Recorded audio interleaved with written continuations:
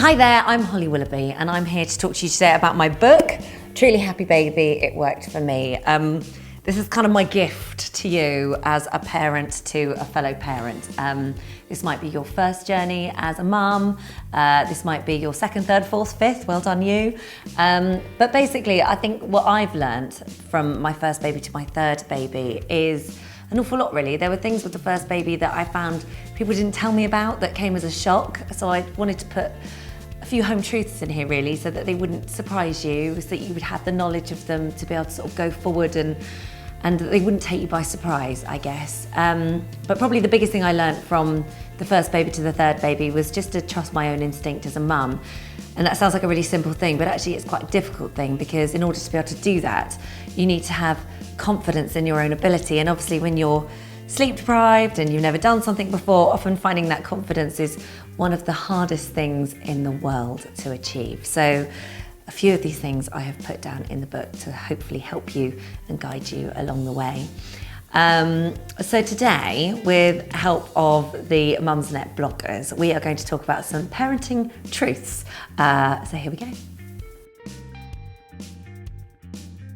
You will feel tired for the first 2-3 years of your child's life. You will just be tired the whole time. The time when you will love them the absolute most, no matter what their age, is when they're fast asleep and you go in to check on them, to check they're okay for the night. Never have I felt more love for my children than at that moment when they're quiet. At some point you're gonna be covered in poo and wee. You have literally no idea how much sick can come out of a baby. Yes, we have all gone out once we've finally managed to get all the baby stuff in the baby bag out of the house. You're just about sorted, you've managed to drag a hairbrush through your hair and you're walking down the street and you bump into somebody and they hug you and go, oh, what's that? And you realise when you've been holding the baby, they've thrown up down your back. So my advice to you is just before you leave the house, just look over your shoulder and check they haven't got vomit all down the back of your shoulder. Top tip. You pick up your cup of tea or you pick up your gin. That will be the moment that one of your children decides to projectile vomit across their bedroom or start screaming, and you are guaranteed to be up for the next 6 hours straight. Always being the last to sit at the dinner table. Everybody else, you have to round them up, get them to the table, and as soon as you get them there, somebody wants something, so your dinner goes cold. Every parent feels guilty, whether you work, whether you don't work, whether you breastfeed, whether you don't breastfeed, whether you co-sleep, whether you don't co-sleep. There's always something to feel guilty about. The only thing you can do for your child is to be there and love them and care for them as much as possible. As long as you're doing that, I think, don't feel guilty, don't sweat the small stuff. That's so true, don't sweat the small stuff. I couldn't agree with that more. And guilt, like that is a natural emotion that you are going to feel, and you are, and there's no way to switch that off. But don't beat yourself up about it. Know that it's going to be there and then just kind of let it go slightly. No matter what shoe you offer them, they will always offer you the wrong foot. No matter how many times you get them to put their fingers in their gloves, they will always have the thumbs in the fingers and the fingers in the thumbs. And when you try and put their coat on, they will always give you the wrong flipping arm. Yeah, it's really difficult.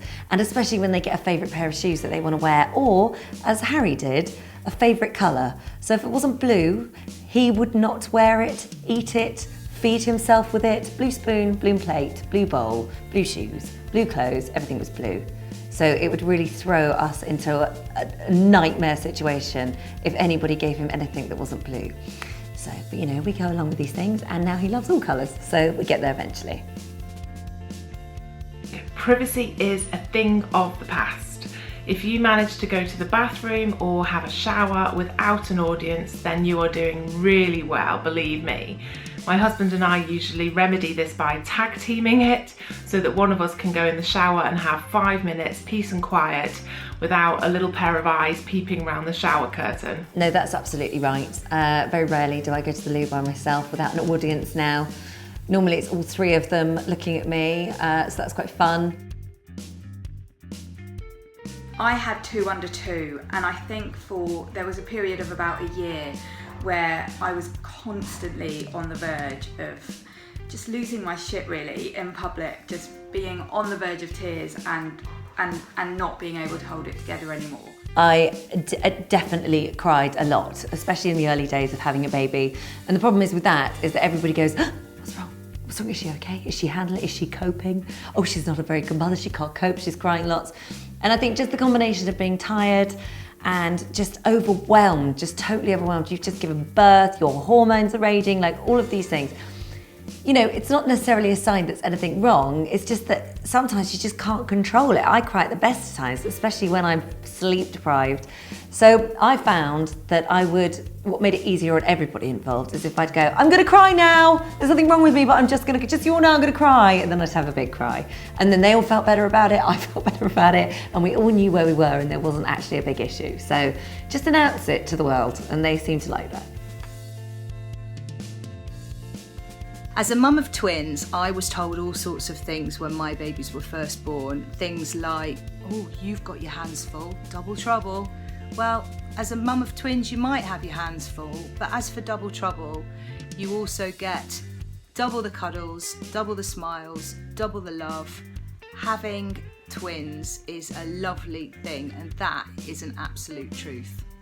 It's difficult, it can be soul destroying, but it can also be amazing. And when you see your children achieving or pushing themselves or succeeding in something that they've always wanted to do, then you will feel so proud, and that pride comes from the fact that you love them.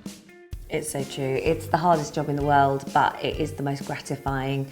And all those little milestones they reach, all that hard work, all that effort is so, so worth it. And you get so much back in return for what you do. I wouldn't have it any other way. Everything is temporary. If they're not eating or sleeping very well, I know that's really worrying, but they're not going to be doing that forever. If they're having horrible tantrums all the time, they're not going to turn into a monster. And if you're not handling things in the way that perhaps you would like, you're not ruining them. Their character isn't fixed at 6 weeks old. They're not finished, and neither are you, I guess. It seems like sometimes there's this preconceived idea that when you have a child, your whole life will change, you will never go out, you will never do anything for yourself, everything will be for your kids. And of course your kids become your priority, but you should always, always, always make time for yourself. Carry on any hobbies like yoga or anything non-kid related, get out the house and enjoy yourself. Go to the cinema, go shopping, whatever your thing is, you can still make time to do that. It just takes a little bit more organisation and juggling. Yeah, I think it's really important to have time for yourself. And even if you think, well, you know, I can't, well, when I organise it, but I still can't get to the cinema, organise what? I haven't got someone that can come in and look after the baby.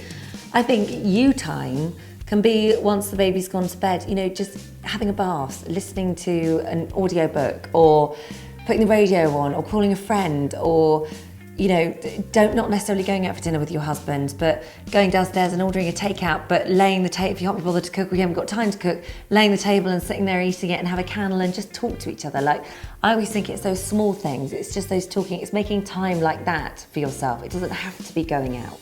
It's just a little bit of you time, whatever that is, in whatever way that is. So those are just some of the universal truths we've been talking about, but if you think we've missed any out or could think of any more, add them in the comments box below. And as for me, this is the book. If you would like any more information on it, then you can click on the link below. Thank you very much. Bye.